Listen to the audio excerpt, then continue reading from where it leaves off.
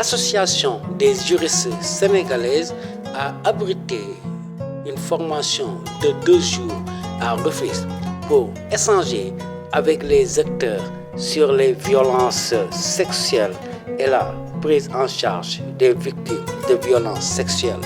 Écoutons Madame Dieye, la coordinatrice de l'association sur la loi 2020 du 10/1/2020 criminalisant le viol. Madame Dieye. Cette rencontre entre dans le cadre du projet ayant pour objectif de renforcer la mobilisation des acteurs qui interviennent dans la chaîne de prise en charge autour des violences sexuelles.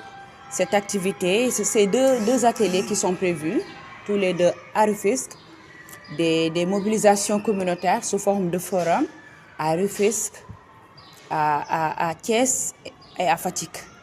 Ces activités permettent de regrouper les acteurs de la scène de prise en charge autour des violences sexuelles, autour du viol et de la pédophilie en particulier, pour apporter un soutien holistique, un soutien aux victimes, aux survivants de violences. Ces soutiens peuvent être d'ordre juridique et judiciaire, faits au niveau des boutiques de droit de l'AJUST installées un peu partout à travers le Sénégal, dont 9 dans cette région.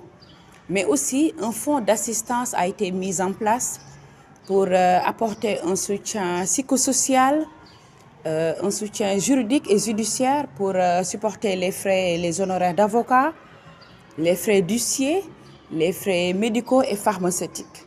Au niveau des boutiques de droit que je viens de citer tantôt, les victimes de viol, de violences sexuelles en général, sont assistées, sont orientées, sont accueillies, mais aussi sont référées vers les structures pour une prise en charge holistique et intégrée. Oui, ce sont des acteurs, comme je disais, qui interviennent dans la scène de prise en charge. Ces acteurs peuvent être des leaders religieux, des leaders communautaires, des autorités administratives, des autorités judiciaires, des personnels de santé, et ceux qui interviennent dans l'éducation, c'est-à-dire ceux qui sont dans les bureaux genre, des lycées, des écoles de formation, mais aussi des surveillants, ceux qui sont en contact direct avec les élèves, les apprenants et les étudiants. Là aussi, ils sont en contact direct avec ces derniers, et ces derniers aussi peuvent avoir confiance en eux et les solliciter en premier lieu. D'où l'importance de les sensibiliser, mais aussi de les former sur des thématiques telles que les violences basées sur le genre, les violences sexuelles, mais aussi sur les droits humains, en mettant le focus sur l'équité et l'égalité de genre, mais surtout sur le contenu de la loi.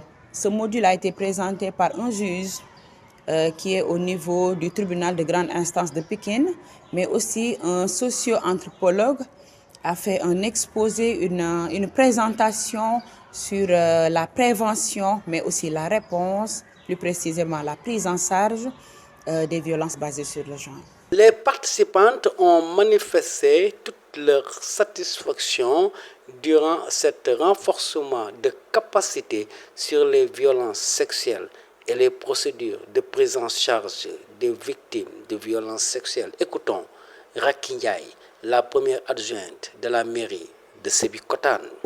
Bon, nous sommes réunis ici depuis hier pour une session de formation concernant la violence faite aux femmes et aux enfants.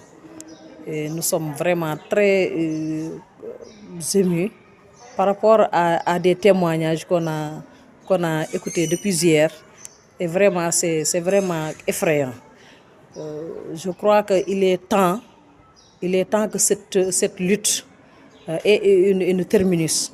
Parce que depuis combien d'années l'AJS et les autres organisations luttent contre cette maltraitance et ces viols. Mais on constate qu'à chaque fois, il y a un pourcentage très élevé de viols et de maltraitance sur les enfants et les femmes. Tous les acteurs comptent accompagner l'association des juristes sénégalaises sur la lutte des violences sexuelles et les accompagner sur les procédures de prise en charge des victimes de violences sexuelles.